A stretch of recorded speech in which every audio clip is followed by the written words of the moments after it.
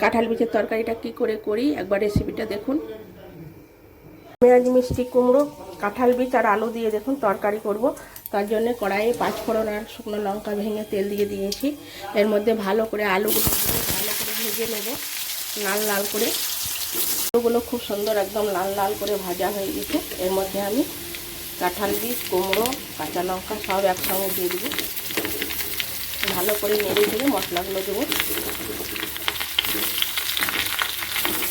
এর মধ্যে আমি মশলা দিচ্ছি চিনি, নুন, হলুদ, জিরে গুঁড়ো, ধনে গুঁড়ো আর একটু গরম মশলা।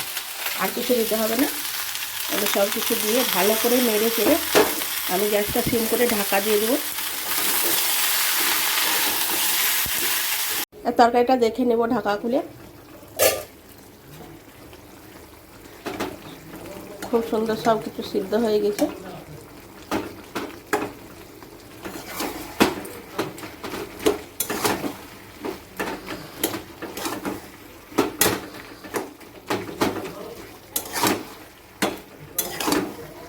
তরকারিটা হয়ে গেছে, আবার নামিয়ে নেব।